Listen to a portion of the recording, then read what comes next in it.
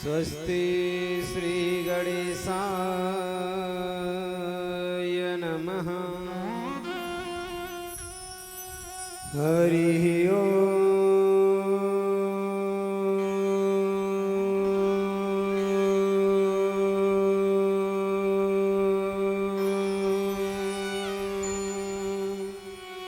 स्वस्ति श्री गणेशाय नमः। हरि ओम।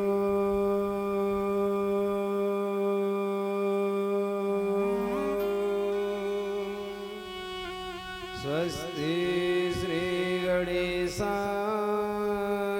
नमः। वक्रतुंड महाकाय कोटिसूर्य समप्रभा निर्विघ्नं कुरु मे देव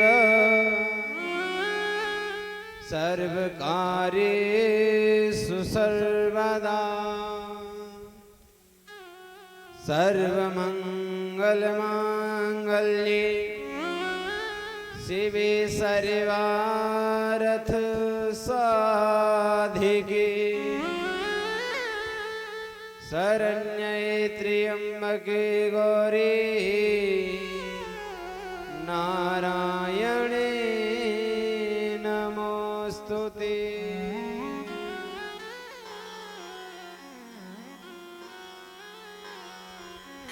वंदे देवोमापतिं सुरगुरुं वंदे जगत्कारणं वंदे पन्नगभूषणं मृगधरं वंदे पशूनां पतिं वंदे सूर्यशशाङ्कवन्यनयनं वंदे मुकुन्दप्रियं वंदे भक्तजनाश्रयं च वरदं वंदे शिवं शंकरम्।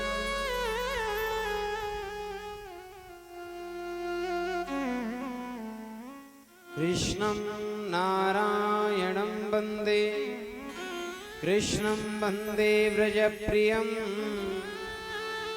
कृष्णं द्वैपायनं वंदे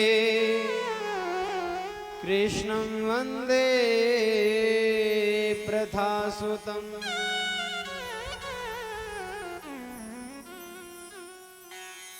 नारायणं नमस्कृत्य नरं चैव नरोत्तमं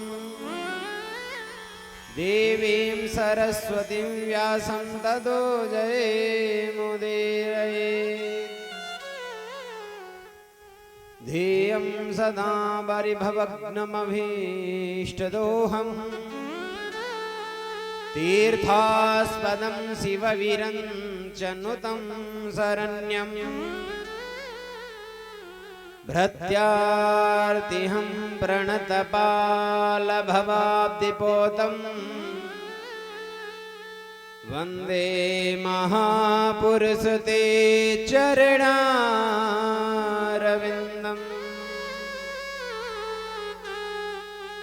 श्रीराम राम रघुनंदन राम राम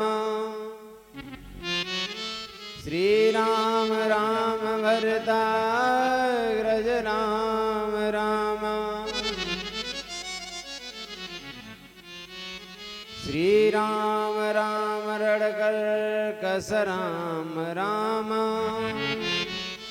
श्रीराम राम शरणं भव राम राम।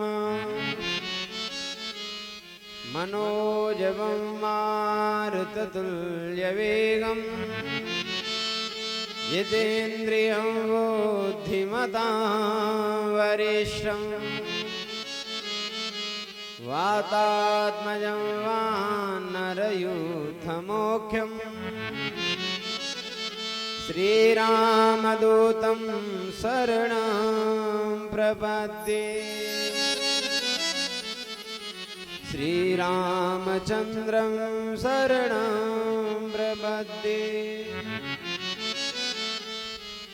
गुरुर्ब्रह्मा गुरुर्विष्णु गुरुर्देवो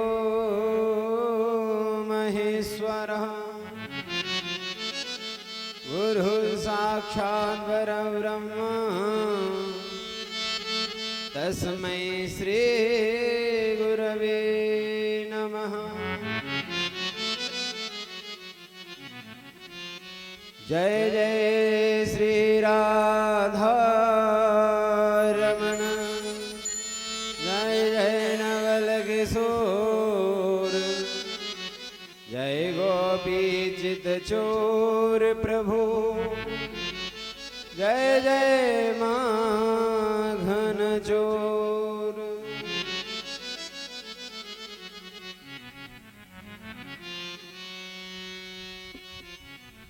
अकारण करुणा वरुणालय भक्त वांछा कल्पतरु।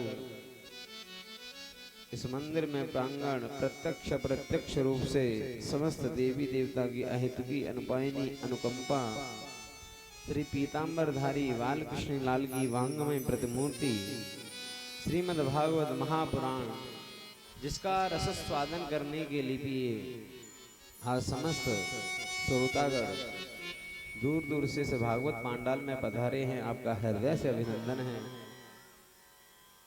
भागवत पांडाल में उपस्थित संत महात्माओं के मन मंदिर में विराजमान श्री ठाकुर जी को प्रणाम करते हुए पांडाल में उपस्थित पिता समान मेरे बुजुर्ग, हम उम्र भाई एवं भक्ति स्वरूपा माता और बहनें, मेरे संगीतज्ञ एवं आचार्यगण, सभी के मन मंदिर में अपने श्री ठाकुर जी राधा रमण देवलाल जी के दर्शन करते हुए ऐसी अद्भुत छवि को बारंबार अपने मन मंदिर में बसाते हुए आज की इस दिव्य ज्ञान गंगा में प्रवेश करेंगे। शास्त्र कहता है एक नहीं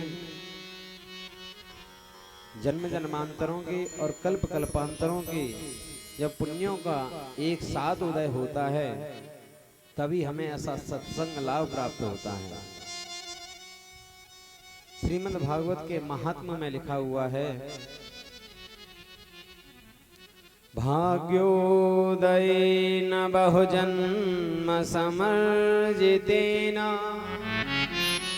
सत्संगमं च लभते पुरुषो यदा वै।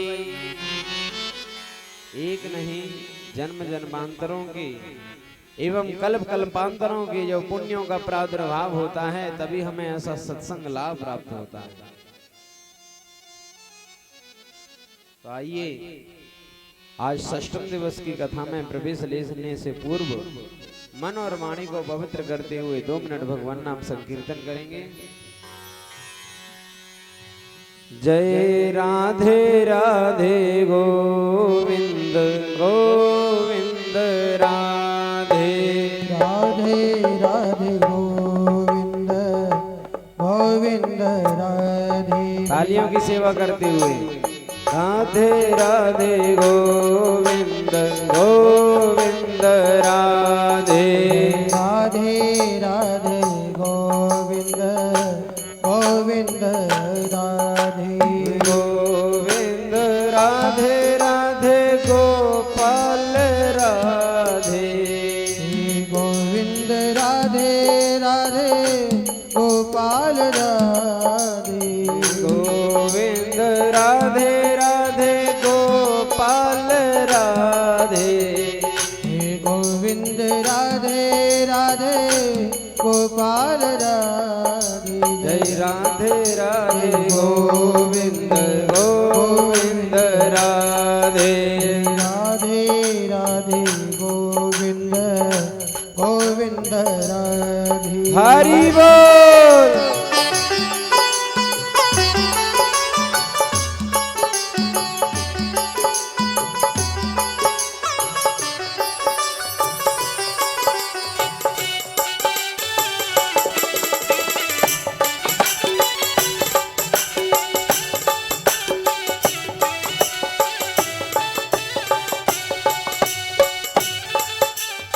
श्री राधे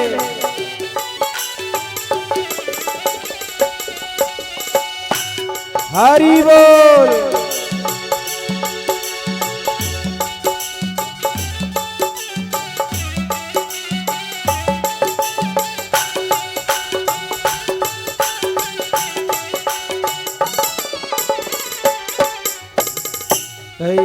राधे राधे गोविंद गोविंद राधे राधे राधे गोविंद गोविंद राधे गोविंद राधे बोलो गोपाल राधे गोविंद राधे बोलो गोपाल राधे गोविंद राधे बोलो गोपाल राधे ओ गोविंद राधे बोलो गोपाल राधे गोविंद राधे बोलो गोपाल राधे ओ गोविंद राधे बोलो गोपाल राधे जय राधे राधे गोविंद गोविंद राधे जय राधे राधे गोविंद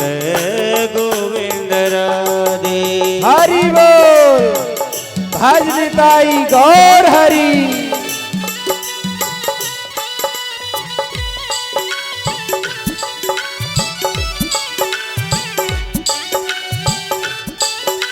तालियों की सेवा करते हुए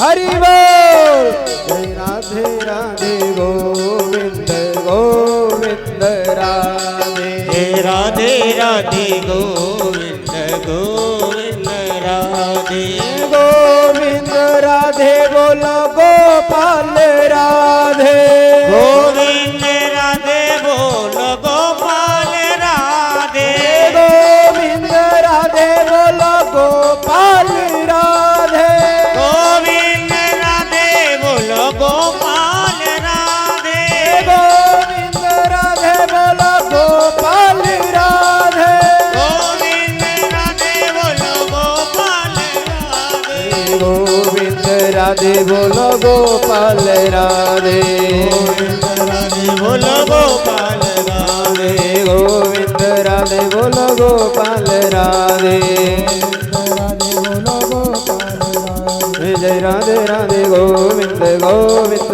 राधे राधे गोविंद गोविंद राधे राधे राधे गोविंद गोविंद राधे जी राधे राधे गोविंद गोविंद राधे जय राधे राधे गोविंद गोविंद राधे जय राधे राधे राधे गोविंद गोविंद राधे गोपाल राधे गोविंद राधे गोपाल राधे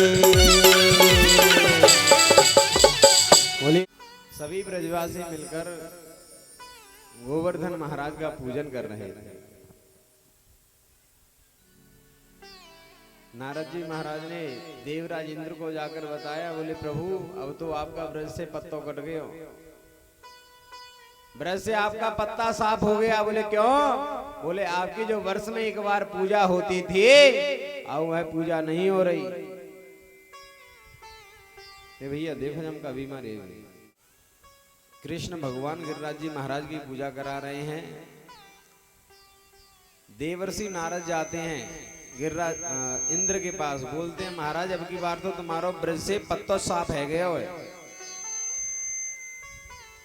ब्रज से पूरा को पूरा पत्तो साफ है, तुम्हारी पूजा न है रही। बोले कौन है साफ कर दिया है? बोले नंद के छोरा ने। बोले अच्छा? बोले हाँ। तो ध्यान देखा, बोले या छोटे से 7 साल के लाला ने मेरी पूजा बंद करवा दी। तो बादलों को बुलाया। कौन से बादल आए हैं? सांवर्तक नाम के मेघों को बुलाया है। गड़म सांवर्तकम नाम मेघानां चान्ति कारणम। सांवर्तक नाम के मेघों को बुलाया और कहा कि जाओ संपूर्ण ब्रजमंडल में इतनी बड़ी भयंकर वर्षा कर दो कि पूरे ब्रजमंडल को ही बहा दो। सांवर्तक नाम के मेघ आते हैं और बड़ी भयंकर मूसलाधार बारिश करते हैं। सभी ब्रजवासी डरने लग जाते हैं और हाथ जोड़कर कन्हैया से बोले, लाला देख हमने पहले ही कही तो से कि अगर हम इंद्र की पूजा नहीं करेंगे तो इंद्र देवता कुपित है जाएंगे, और देख आज कुपित है के बड़ी भयंकर बारिश कर रहे हैं। बोले कहा करें? बोले हमें गिरिराज जी महाराज की शरण में चलना चाहिए। आइए हम सब लोग भी मिलकर जब भी जीवन में कष्ट आए तो गिरिराज जी महाराज की शरण में जाने से वो कष्ट दूर हो जाते हैं। यदि कलयुग का कोई साक्षात देवता है तो गिरिराज जी महाराज है। महाराज जब कभी भी मन में कोई भावना, कोई संकल्प विकल्प जगे कि भगवान हमारी ये मनोकामना पूरी कर दे, ऐसा बोलकर गिरिराज जी महाराज की परिक्रमा लगाना, 1 वर्ष के अंदर आपका वह कार्य पूरा हो जाएगा, तब जाके दोबारा परिक्रमा लगाना। ऐसे हैं हमारे गिरिराज जी महाराज। आइए हाथ जोड़ के हम भी गिरिराज जी महाराज की शरण में चलते हैं। गिरिराज धरण प्रभु तेरी शरण, प्रभु तेरी शरण, प्रभु तेरी शरण। राज धरण प्रभु तेरी शरण, गिरिराज धरण प्रभु तेरी शरण। तेरी शरण प्रभु तुम्हारी शरण, तेरी शरण तुम्हारी शरण, गिरिराज सभी लोग बोलेंगे प्रभु तुम्हारी शरण, गिरिराज धरण प्यारे तुम्हारी शरण। हरि बोल।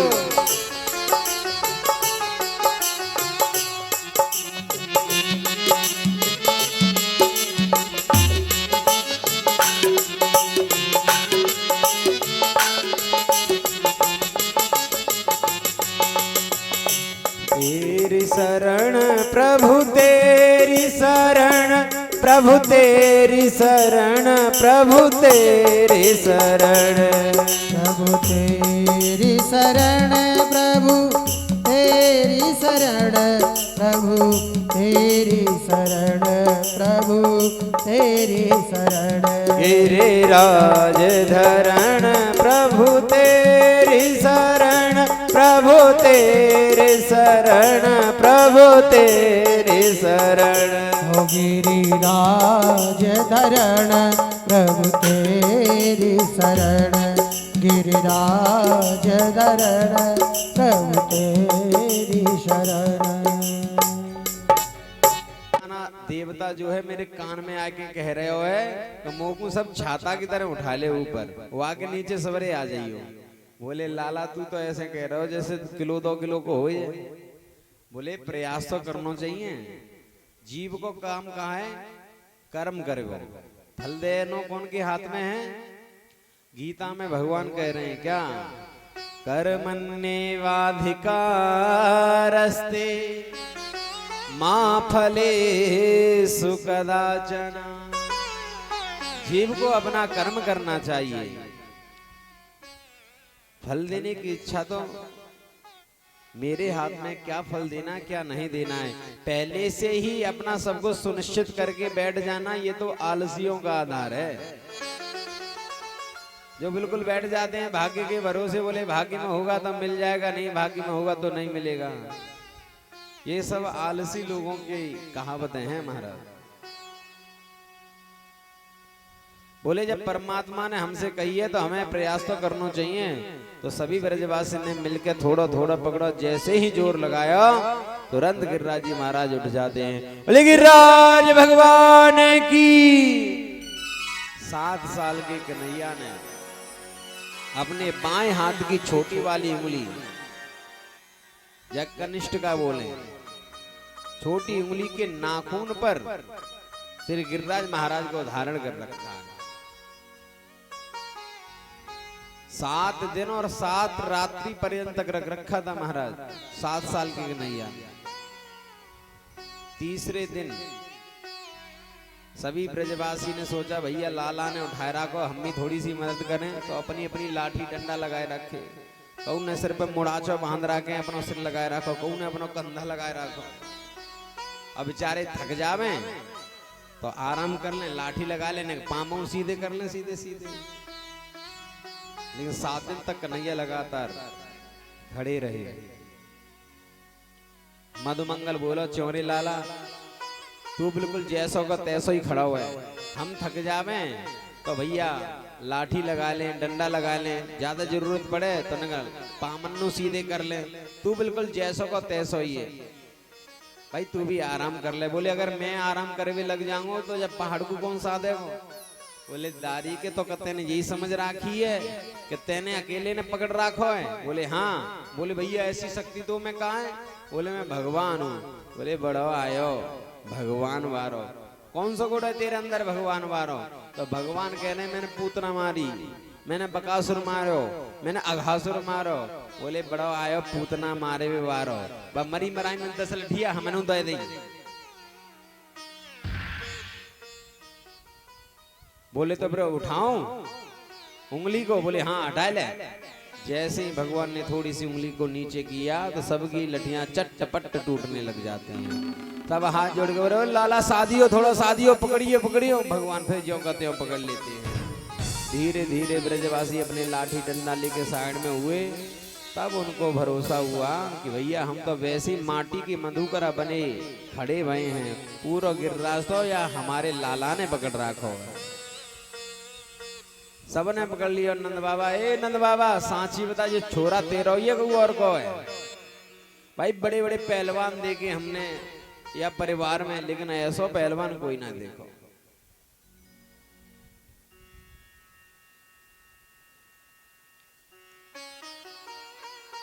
सब ब्रजवासी बोले लाला एक बात बता, सांची बता, तुम्हें इतनी ताकत कहां से आई।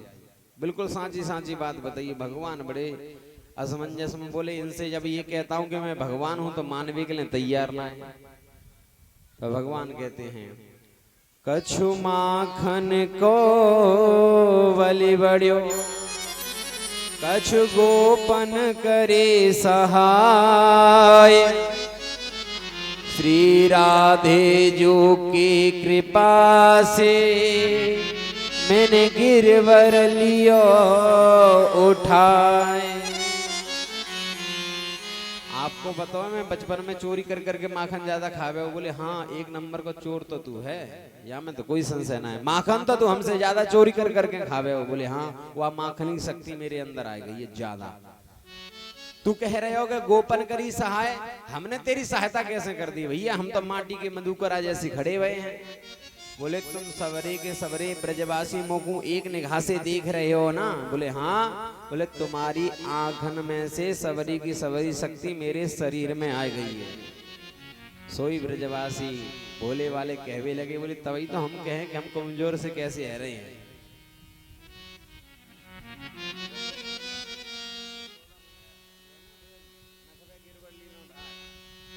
आइए एक भजन प्रसंग का है, नखबे गिरवर लीनो धार कन्हैया मेरो। सबको ही आता है, आता है कि नहीं आता है? नहीं आता है तो मैं सिखा देते हैं। हे कन्हैया मेरो बारो, हरी लाला मेरो बारो, नख पे गिरवर लीनो धार कन्हैया मेरो बारो। जय हो। गिरवर लीनो धारे कन्हैया मेरो बारो। हे कन्हैया मेरो बारो, हरी लाला मेरो बारो। कन्हैया मेरो बारो, ओ लाला बड़ो प्यारो। हरि बोल। हरी नख पे, ओ नख पे गिरवर लीनो धार कन्हैया मेरो बारो। नख पे गिरवर लीनो धार कन्हैया मेरो बारो।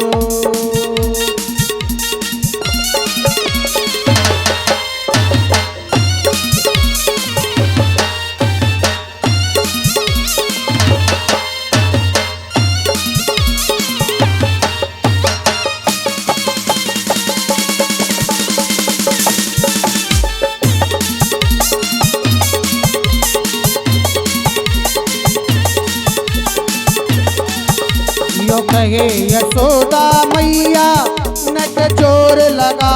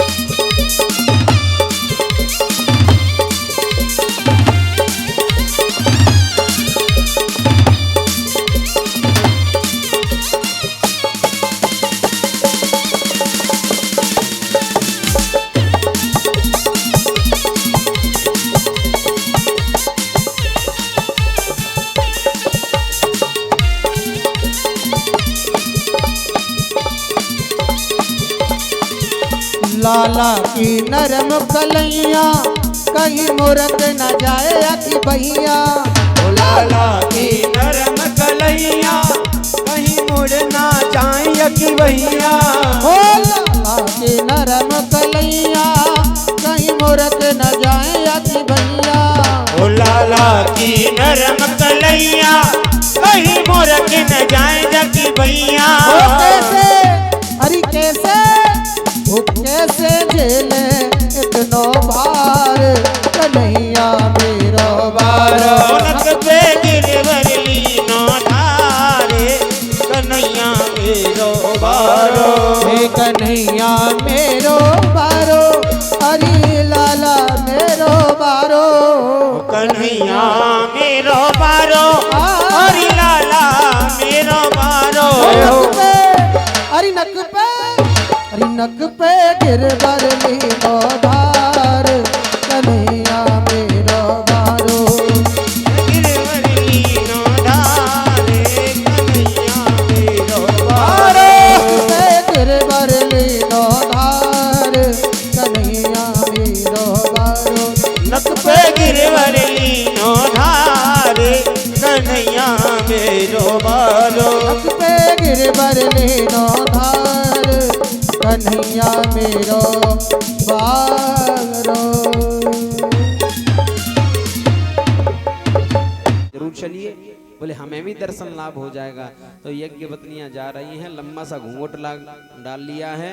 जितने भी ब्राह्मण देवता जो यज्ञ कर रहे थे वो सारे में पूछ रहे हैं कहाँ जा रही हो, किसके पास जा रही हो। लेकिन उन्होंने तो इतना लंबा घूंघट डाल रखा है वो देख ही नहीं रही। सीधे पहुंचती हैं कृष्ण जी के पास। लाला से बोली, लाला हम आपको अपने हाथों से भोजन करावें। बोले हाँ बिल्कुल कराओ। तो अपनी गोद में बिठाकर ब्राह्मण पत्नियों ने आज भगवान को प्रसादी पपाई है।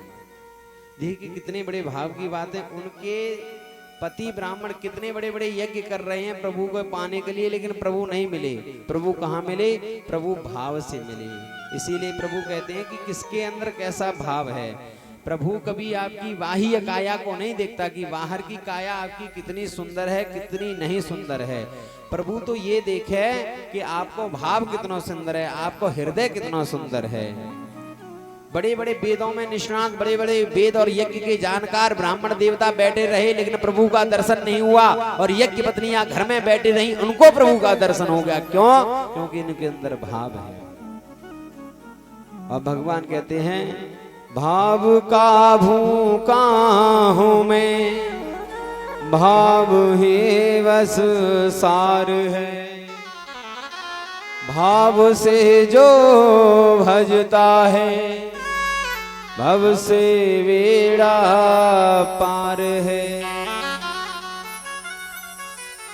जब ब्राह्मण पत्नियों के हाथ से प्रसाद पाया, बोले अब जाओ।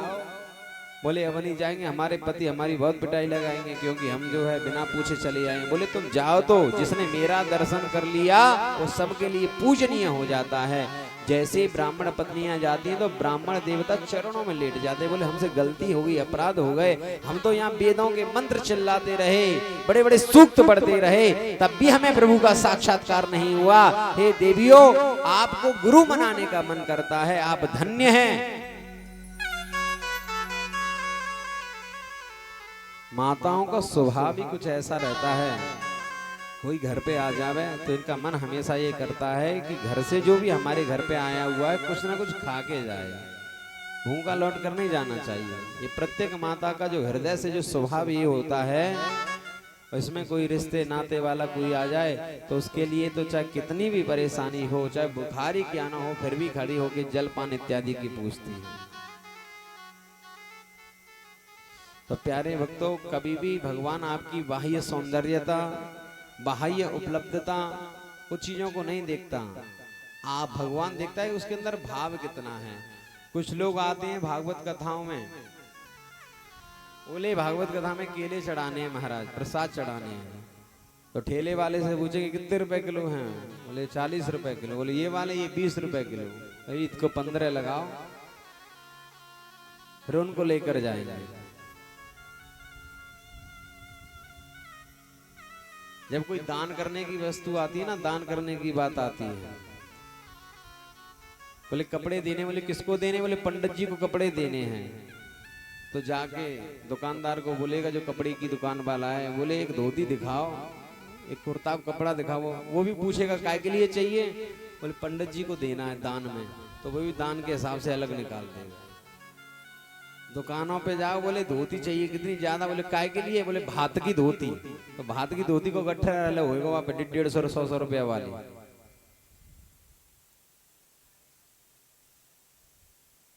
पूजा पाठ में श्रृंगार चढ़ता है, बोले श्रृंगार तो वो 2-5 रुपया की वो पैकेट सी आती है, उसमें एक एक जो है इतनी बड़ी सी कंगी और इतने बड़े सो शीशा बाम पर रहे। बोले देविया से देवी प्रसन्न हो जाएगी।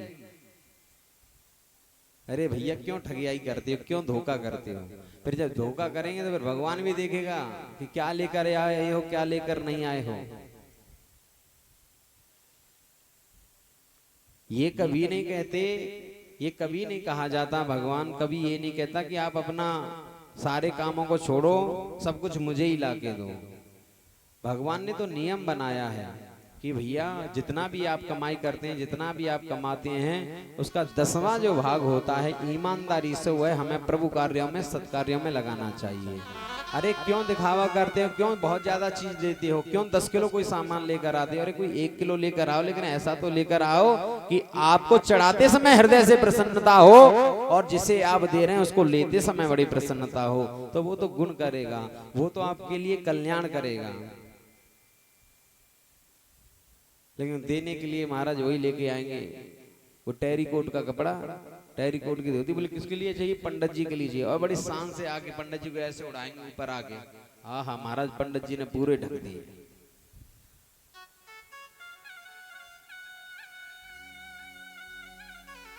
हाँ ये संवर्धनम संपोषणम इति च लीला, जो अपने ज्ञान का संवर्धन करे, अपने ज्ञान को बढ़ाए, उसे ही लीला करते हैं।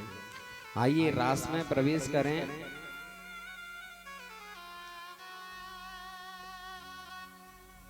लेकिन प्रवेश से पूर्व पहले रास को समझना कोई साधारण बात नहीं है। रास कोई साधारण विषय नहीं है। श्रीमद् भागवत के 335 अध्यायों में ये 5 अध्याय वो हैं जिसे श्रीमद् भागवत का पंच प्राण कहते हैं। अगर भागवत से ये 5 अध्याय निकाल दिए जाएं तो ऐसा समझो ये शरीर पड़ा हो और आत्मा इसके अंदर नहीं है। और रास को समझने में बड़े बड़े लोगों की, ऋषियों की, महात्माओं की, जो बड़े बड़े इतिहास के जानकार हैं, सभी की बुद्धि चकरा जाती है कि रास है क्या। तो आइए रास में प्रवेश करें। उससे पहले 2 मिनट एक छोटा सा भजन, उसके बाद रास में प्रवेश लेते हैं। क्योंकि जब भी हम भगवान नाम संकीर्तन करते हैं तो मन हमारा एक जगह होता है, और रास एक ऐसा विषय है जिसके लिए हमारा मन मस्तिष्क एक जगह होना अति आवश्यक है। बोलिए सद्गुरुदेव भगवान की जय।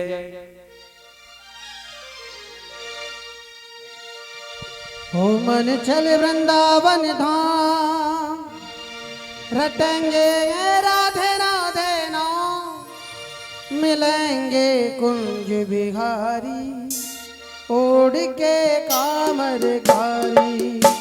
मिलेंगे कुंज बिहारी, ओढ़ के कामरधारी। मिलेंगे कुंज बिहारी, ओढ़ के कामरधारी। ओ मन चल वृंदावन धाम, मन चल वृंदावन धाम, रटेंगे गे राधे राधे नाम। मिलेंगे कुंज बिहारी, ओढ़ के कामरधारी। ओए मिलेंगे कुंज बिहारी, ओढ़ के कामरधारी। ओ मिलेंगे कुंज बिहारी, ओढ़ के कामरधारी। ओए मिलेंगे कुंज बिहारी, ओढ़ के कामरधारी।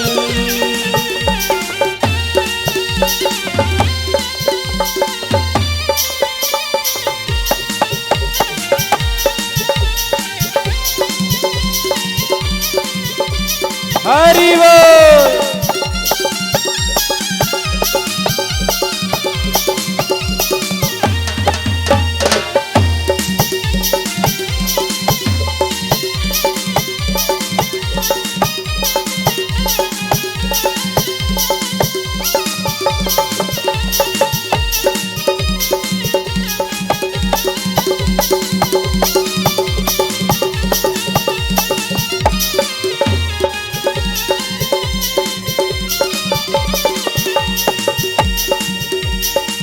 प्रातः होते हम श्री यमुना जी जाएंगे नहाएंगे परिक्रमा दे जीवन सफल बनाएंगे।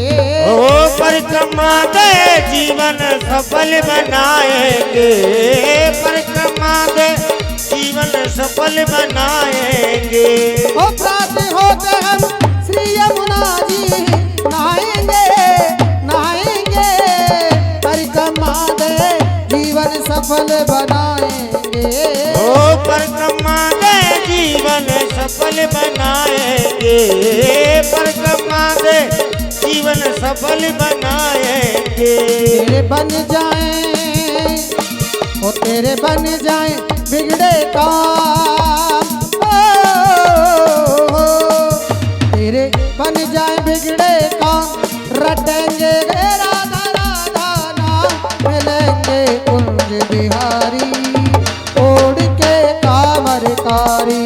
ओए मिलेंगे कुंज बिहारी ओढ़ के कामरकारी, होए मिलेंगे कुंज बिहारी ओढ़ के कामरकारी।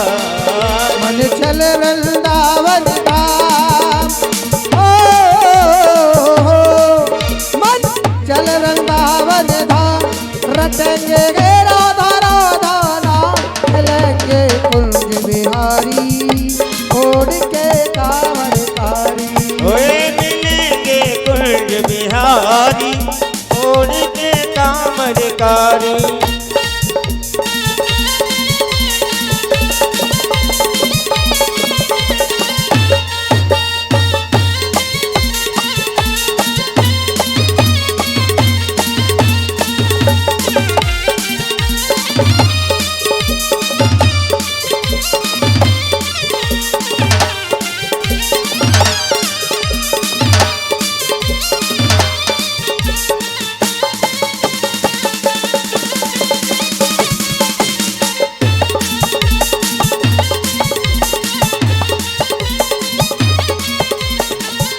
जय हो।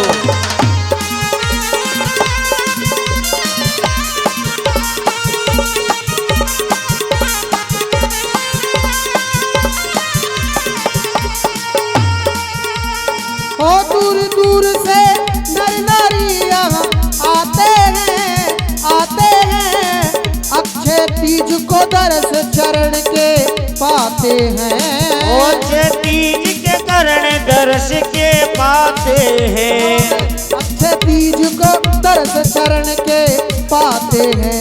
ओ दूर दूर से नर नारी यहाँ आते हैं अक्षय तीज को दरस चरण के पाते हैं, अक्षय तीज को दरस चरण के पाते हैं। और तेरे बन जाए बिगड़े काम, जय हो। तेरे बन जाए बिगड़े काम रटेंगे राधा राधा नाम मिलेंगे कुंज बिहारी ओढ़ के कामरकारी। होए मिलेंगे कुंज बिहारी ओढ़ के कामरकारी। हाँ जी मिलेंगे कुंज बिहारी ओढ़ के कामरकारी। और कहा भी है कि बोलने को दी जबान, कुछ भक्त तो ताली बजा रहे हैं लेकिन कुछ चुपचाप बैठे हैं, ऐसे नहीं बैठना है, सभी को ताली सेवा करनी चाहिए। तो कहा है बोलने को दी जबान तू बोलता क्यों नहीं, लेने को श्री राधा नाम मुख खोलता क्यों नहीं। आज का ना बोलना एक दिन तुझे याद आएगा और तू बोलना तो चाहेगा मगर बोल नहीं। इसीलिए उठा के दोनों हाथ बड़े भाव मिलेंगे कुंज बिहारी ओढ़ के कामरकारी। होए मिलेंगे कुंज बिहारी ओढ़ के कामरकारी। ओ मिलेंगे कुंज बिहारी ओढ़ के कामरकारी। ओ मिलेंगे कुंज बिहारी ओढ़ के कामरकारी। ओ मिलेंगे कुंज बिहारी ओढ़ के कामरकारी। ओए मिलेंगे कुंज बिहारी ओढ़ के कामरकारी। ओ मिलेंगे कुंज बिहारी ओढ़ के कामरकारी। बेकार। जो हमारे ज्ञान का संवर्धन करे, जो हमारे ज्ञान को बढ़ाए, उसे कहते हैं लीला। और लीला कैसी होती है? लीला होती है मात्रवत। लक्ष्मी मैया बेलवन वाली, दुर्गा माता, कई लोग कहते हैं राधा माता। राधा माता नहीं है, राधा तो सरकार है, राधा तो स्वामिनी है, और हम वह स्वामिनी के चाकर हैं, वह राधा रानी के सेवक हैं। वैसे तो जितने भी रिश्ते नाते होते हैं प्यारे भक्तों, उन सभी रिश्ते नातों में माँ का और बेटे का जो रिश्ता होता है सबसे पवित्र होता है। लेकिन फिर भी इस माँ बेटे के रिश्ते में कदाचित एक छोटा सा स्वार्थ होता है। बोलो होता है कि नहीं होता है? अभी बोलो क्या स्वार्थ होता है? माँ सोचती है अपने बच्चे का पालन पोषण करते समय कि जब मैं बूढ़ी हो जाऊंगी तो बुढ़ापे में मेरा बेटा मेरी लाठी बनेगा। बोलो होता है स्वार्थ कि नहीं होता है? प्रत्येक माँ को माँ सोचती है कि जब मैं बूढ़ी हो जाऊंगी, मुझे आंखों से दिखाई नहीं देगा, तो मेरा बेटा मेरी आंखों का तारा बनेगा।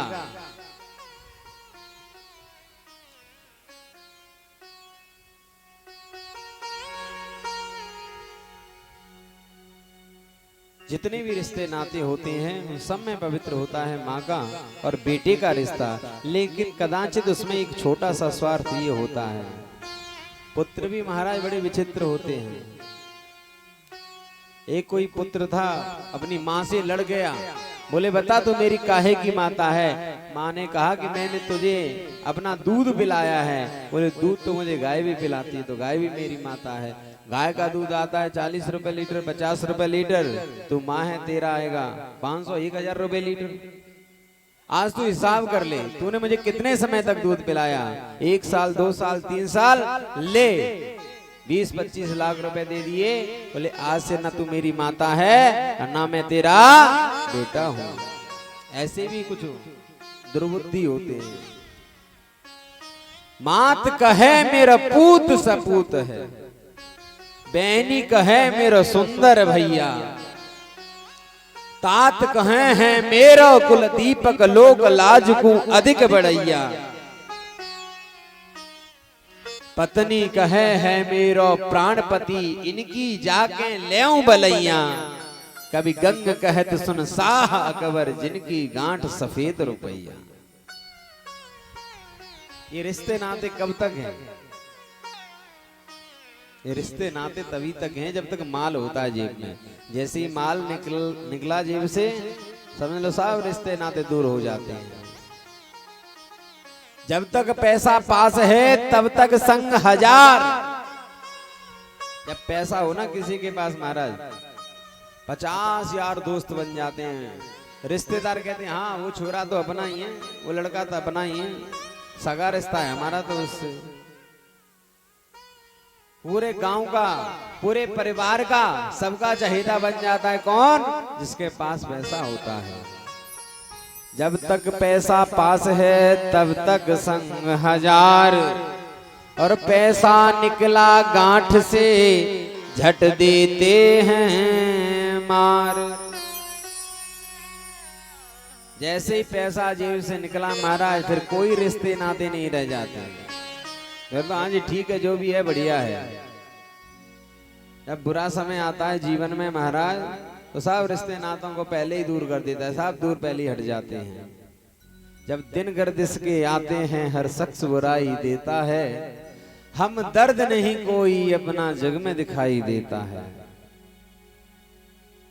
जब बुरा समय आ जाता है महाराज, सब रिश्ते नाते दूर हो जाते हैं। कृष्ण को समझना कोई साधारण बात नहीं है। एक तरफ तो वो द्वारकाधीश है, द्वारिका का राजा है, और दूसरी तरफ वो ड्राइवर बन जाता है अर्जुन का। बोलो बन जाता है कि नहीं बन जाता है? रथ किसका चलाता है? एक तरफ तो शांति दूत बन जाता है, और एक तरफ तो महाराज बन बन जाके गैया चराने लगता है। कृष्ण को समझना इतना साधारण नहीं है जितना आप समझते हैं। कृष्ण को समझना है तो पहले राधा रानी को समझना पड़ेगा। राधा रानी को भी समझना साधारण नहीं है, लेकिन राधा रानी के चरणों में बैठना पड़ेगा, वो आपके ऊपर करुणा करेगी। जैसे समुद्र का जल खारा होता है, वो पीने योग्य नहीं होता, लेकिन जब वर्षा होती है कुछ समय आस्वादन किया जा सकता है उसका। ऐसे ही अकेले कृष्ण की भक्ति करोगे, कृष्ण को प्राप्त करना चाहोगे, कृष्ण प्राप्त नहीं होगा। कृष्ण की भक्ति मानो नमकीन भक्ति है, लेकिन जब तक राधा रानी की कृपा जीवन में नहीं होगी, जब तक राधा रानी आपके ऊपर कृपा अपना प्रवर्षित नहीं करेगी, तब तक कृष्ण की कथा और कृष्ण समझ में आने वाला नहीं है। जब भी जीवन में उत्कंठा जगे, शास्त्र कहता है आदौ श्रद्धा तथा साधु संकोच भजन क्रिया। जब भी जीवन में श्रद्धा का उदय हो, जब भी जीवन में ऐसा भाव जगे कि हमें प्रभु को पाना है, जब भी जीवन में ऐसी उत्कंठा जागे कि हमें प्रभु की भक्ति पानी है, तो कभी भी अपने पैरों को लेकर किसी मंदिर न पहुंच जाना, कभी भी अपने पैरों को लेकर किसी तीर्थ में न जाना। जाना किसके पास, जो पहले से प्रभु को पाने के लिए लालियत बैठा हो, उसके चरणों में जाके बैठ जाना, वो जरूर आपको कृष्ण से मिला देगा। जब बिजली कड़कती है तो वह बिजली पर्वतों पर गिरती है, पर्वत चटक जाते हैं, उसमें से जल की धार बह निकलती है, वह कल कल निनाद करती हुए जल की धारा धीरे धीरे पर्वतों से गुजरते हुए, गांव और नगरों से निकलते हुए न जाने कितने लोगों की प्यास बुझाती है। ऐसे ही एक कृष्ण कथा है, ऐसे ही समझ में नहीं आने वाली, लेकिन बैठे रहना जरूरी नहीं सारी की सारी बात समझ में आ जाए। जैसे एक किसान होता है और अपने खेत में सैकड़ों और हजारों बीजों को फेंकता है, सभी बीज पौधे नहीं बन जाते, लेकिन फिर भी कोई ना कोई बीज जिसे सूर्य की गर्मी और जल की नरमी प्राप्त हो जाती है, और कुछ समय पश्चात पौधा बनकर अपने मालिक के सामने अपनी उपस्थिति दर्ज करा देता है कि मालिक आपकी मेहनत रंग ले आई है। ऐसे ही जब कृष्ण की कथा सुनो, जब भगवत कथा सुनो, तो बैठे रहना जरूरी नहीं, ये आवश्यक नहीं कि सारी की सारी बातें समझ में आ ही जाएं, लेकिन उठना मत, खड़े मत हो जाना, मन में व्यर्थ के विचारों को मत आने देना, प्रपंचों में मत फंसने देना, बैठे रहना।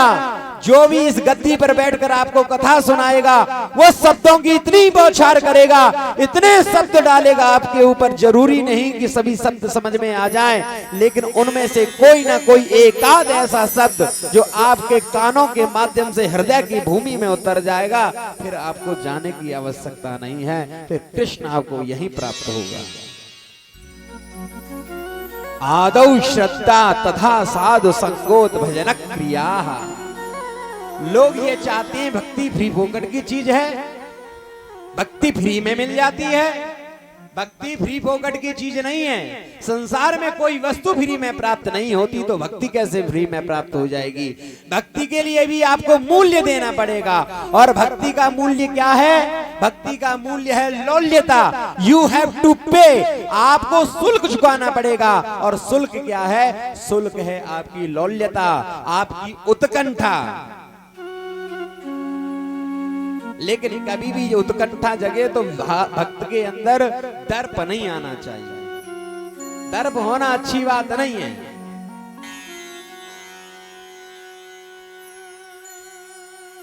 एक कोई पंडित जी थे, मन में विचार आया कि आज प्रभु का बंगला सजवाऊंगा, आज प्रभु को पुष्प चढ़ाऊंगा। माली के पास गए, सौदा करने लगे।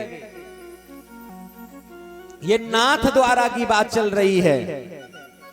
मन में विचार आया कि आज श्री नाथ जी को पुष्पों की माला, सुंदर बंगला सजवाऊंगा। पुजारी ने माली से चर्चा की, पंडित जी ने बोले पुष्प चाहिए, बोले कितने रुपए का है? बोले 10 पैसे के पुष्प हैं। बोले कोई बात नहीं, ये सारे पुष्प कितने के हैं? बोले ये सारे पुष्प 50 पैसे के आपको प्राप्त होंगे। बोले कोई बात नहीं, ठीक है, इन पुष्पों का मूल्य मैं चुकाता हूँ, ये पुष्प दे। आज इन पुष्पों से ले जाकर नाथ द्वारा में अपने नाथ को सजाऊंगा। ऐसा विचार कर ही रहा था कि वहां से एक राजा का सैनिक जा रहा था, राजा वहां से निकल रहा था अपनी सेना की टोली लेकर। उसने कहा इतने दिव्य सुगंध पुष्प, इतनी सुगंध आ रही है, इतना सुंदर, इतना सुगंधित। अपने सैनिक से कहा सैनिक जाओ जाकर पुष्प लेकर आओ। माली के पास जाता है सैनिक, बोले पुष्प दीजिए, कितने रुपए के हैं? माली ने कहा इन पुष्पों का मोल भाव हमारा पंडित जी से हो चुका है, पंडित जी को मैंने 50 पैसे में ये तय किया, इसका मूल्य 50 पैसे में मैंने ये पुष्प पंडित जी को दिए। वो सैनिक बोला पंडित जी को ये पुष्प मन न दीजिए, मैं 1 रुपया देता हूं, ये सारे के सारे पुष्प मुझे दीजिए। पंडित जी ने उनसे कहा अरे महानुभाव, जब हम इन पुष्पों का मोल भाव तय कर चुके हैं, इन पुष्पों को खरीद चुके हैं, तो व्यर्थ का मोल भाव कर कर आप इनका मूल्य क्यों बढ़ा रहे हैं? तो वो दर्प में बोला, वह अभिमान में बोला, बोले तुझे पता है तू कितने बड़े आदमी से बात कर रहा है? जो यहाँ का शहंशाह है उसका मैं सैनिक हूँ। तो पंडित जी के मन में विचार आया, जब हाड़ मांस के पुतले का नौकर होकर इसके अंदर इतना अभिमान है, तो मैं साक्षात उस नाथ का सेवक हूँ, मेरे अंदर कितना अभिमान आएगा। बोले कितने रुपए देता है? बोले 1 रुपए। बोले 2 रुपए में मैं देता हूँ। बात यहाँ तक पहुंची कि पंडित जी ने कहा कि 10 रुपए दूंगा, सैनिक ने कहा मैं 20 रुपए दूंगा। सैनिक ने कह दिया 50 रुपए में ये सारे पुष्प खरीदता हूँ। पंडित जी ने कह दिया कि 100 रुपए में ये पुष्प खरीदता हूँ। अब सैनिक विचार करने लगा कि मेरा राजा कोई भगवान तो है नहीं, जो मैं 10 पैसे के फूलों को 100 रुपए में लेकर जाऊंगा। उस समय 100 रुपए बहुत हुआ करते थे। बोले ये 10 पैसे के पुष्प 100 रुपए में लेकर जाऊंगा तो राजा मुझ पर कोई प्रसन्न नहीं होगा, उल्टा मुझे नौकरी से निकाल देगा। मायूस होकर लौट जाता है। पंडित जी ने कहा कि 100 रुपए में मैं खरीदता हूँ। माली ने कहा कि पंडित जी आज चाहिए फूल मुझे शाम के समय यमुना जी में फेंकने पड़ जाएं, लेकिन अब आपको दूंगा तो 100 रुपए में ही दूंगा।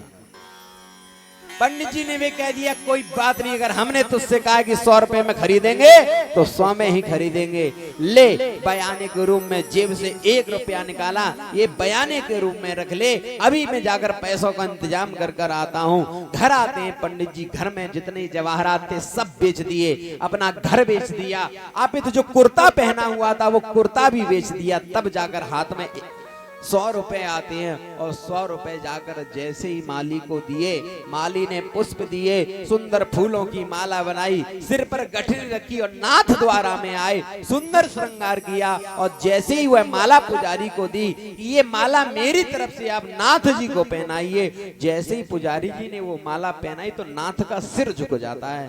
पुजारी ने पूछा क्या हुआ प्रभु? बोले इस माला में इतना वजन है कि मैं अपना सिर नहीं उठा पा रहा हूं।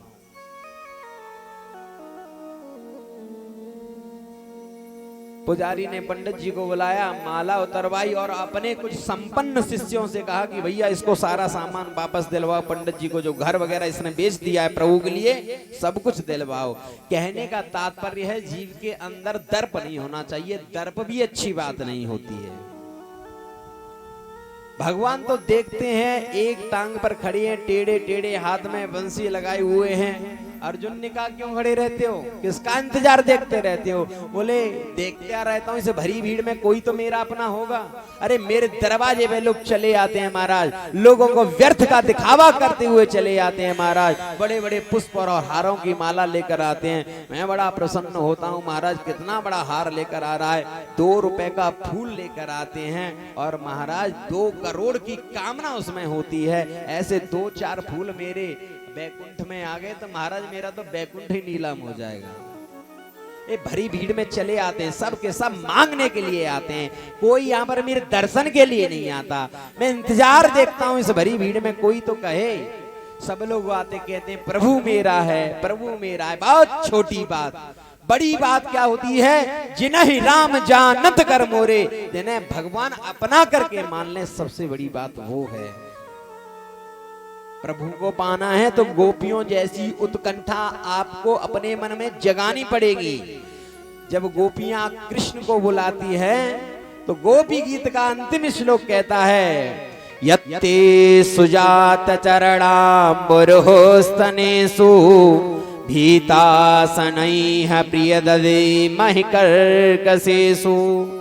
गोपियां कृष्ण को बुलाती हैं तो कृष्ण को बुलाने से पहले अपने हृदय पर चंदन की मोटी मोटी परत लगा लेती हैं। किसी ने पूछा ऐसा क्यों करती हैं, तो गोपियां कहती हैं कि प्रभु को पाने की, कृष्ण को पाने की, कृष्ण से मिलन की आग हमारे हृदय के अंदर इतनी है, कहीं हमारा प्यारा, हमारा चहेता हमारे पास आए तो कहीं उसका कोई फपोले ना पड़ जाए, इसलिए अपने हृदय पर चंदन की मोटी मोटी परत लगाकर हम कृष्ण को बुला रहे हैं।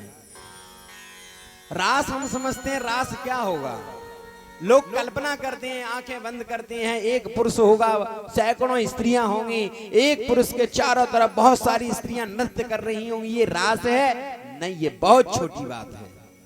कई लोग कल्पना करते हैं कि महाराज एक सूर्य है, असंख्य तारे चारों तरफ घूम रहे हैं, ये रास है? रास ऐसे समझ में आने वाला विषय नहीं। रास को लोगों ने इस भावना से देखना प्रारंभ कर दिया है कि रास के प्रति लोग समझ ही नहीं पाते। रास क्या है? जीवात्मा का और परमात्मा का मिलन ही रास है, न कि इन शरीर के मिलन का नाम रास होता है।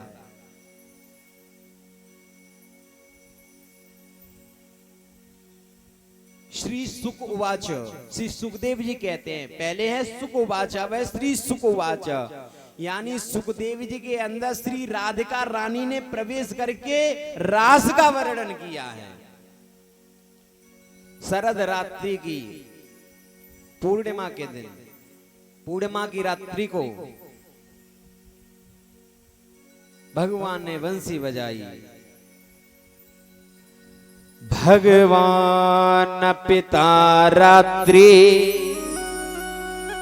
शरदोत फुल्ल मल्लिका वीक्षरन्तुं मनश्चक्रे योगमायामुपाश्रिता।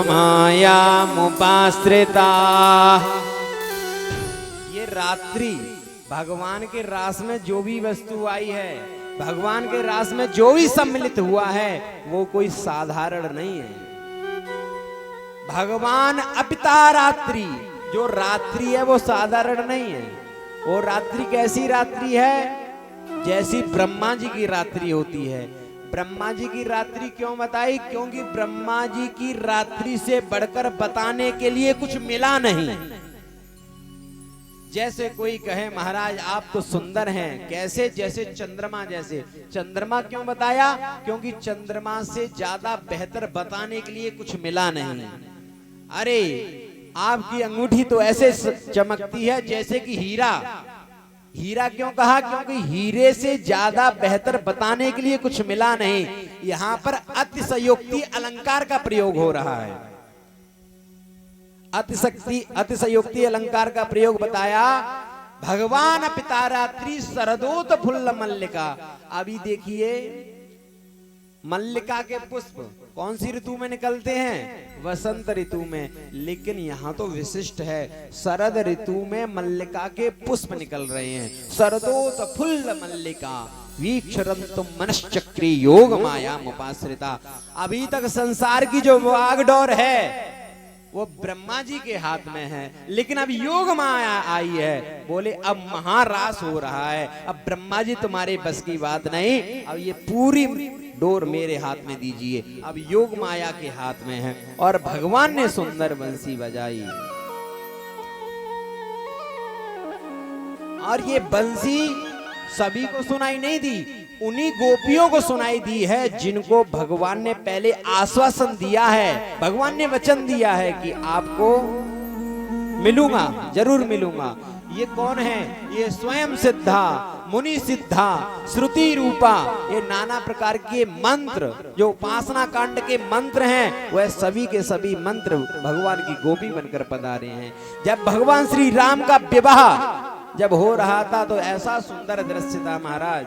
जैसे ही जनकपुर में प्रवेश किया तो बहुत सारी सुंदर स्त्रियां देखकर उन पर मोहित हो जाती हैं।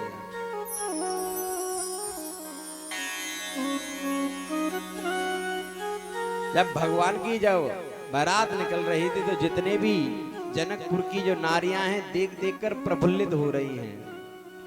क्वारी तो वारी रहे, क्वारी तो वारी रहे, ब्याही ले तो सास, गोनी तो मोनी रहे, देख राम के हास। जिनका विवाह नहीं हुआ है वो तो कह रही कि मैं तो राम से ही विवाह करूंगी जनकपुर में। व्याही ले तो सास, जिनका ब्याह हो चुका है वो तो ये कह रही है अब तो हमारे बस में कुछ है ही नहीं है। और गौनी तो मौनी रहे, जिनका विवाह, जिनका संबंध तय हो चुका है वो तो बेचारी कुछ कह ही नहीं पा रही राम के हास देख देख कर। बोले मैं विवाह करूंगी, भगवान ने कह दिया मर्यादा पुरुषोत्तम में एक ही विवाह करूंगा। जब राजा बलि के यहाँ पर गए तो जितनी भी राक्षस कन्या थी वो भगवान के बामन रूप पर मोहित हो जाते हैं, बोले हम इनसे विवाह करेंगे। भगवान ने कहा अभी नहीं, द्वापर में आऊंगा। जब भगवान ने मत्स्यावतार धारण किया था महाराज, तो जिस समय जितनी भी मत्स्य कन्या थी वो मोहित हो जाती हैं। आज वो सभी गोपियां बन बनकर यहाँ पर आई हैं और ये बंसी उन्हीं को सुनाई थी। एक गोपी तो गाय का दोहन कर रही थी, दूध निकाल रही थी। बंसी ने कहा दूध निकालती रहेगी, चल कृष्ण तुझे बुला रहे हैं। तो पहले दौड़ी फिर रुक जाती है। दूध की बाल्टी ली, दूध की बाल्टी फैला दी। बंसी ने कहा भैया दूध की बाल्टी क्यों फैला दी? बोले मैं कृष्ण मिलन से जा रही हूँ, कहीं ऐसा ना हो कि मैं कृष्ण के साथ कृष्ण मिलन करूं और कहीं मेरा ध्यान इस दूध पर ना आ जाए। तो जब मेरा ध्यान दूध पर आ जाएगा तो उतने क्षण के लिए मेरा मन कृष्ण से दूर हो जाएगा, इसीलिए इस दूध को फैला देती हूं। इसलिए ना दूध रहेगा ना दूध का ध्यान रहेगा। एक गोपी तो अपने पति को भोजन करा रही थी। पति ने कहा मुझे नमक चाहिए, तो भूरा लाकर दे दिया। इतने में बंसी ने कहा कि भोजन परोसती रहेगी, चले यहाँ से। बोले हाँ चलो। तो दौड़ने लगी तो पति ने रोक लिया। बोले कहाँ जा रही? बोले कृष्ण मिलन से। बोले नहीं, कहीं नहीं जाएगी तू। तुरंत दरवाजे में बंद कर दिया, ताला लगा दिया। बोले कृष्ण मिलन से ये शरीर बाधा उत्पन्न नहीं कर सकता। योग माध्यम से शरीर को छोड़कर वह गोपी सबसे पहले पहुंची। एक गोपी ने तो ऐसा उल्टा पुल्टा श्रृंगार कर लिया, जो हाथ की अंगूठियां होती हैं बिछुए बनाकर पैरों में पहन लिए, पैरों के बिछुए अंगूठियां बनाकर पहन ली। उल्टा पुल्टा श्रृंगार करके व्यस्त वस्त्र वस्त्राभरणा, अस्त व्यस्त श्रृंगार किया है।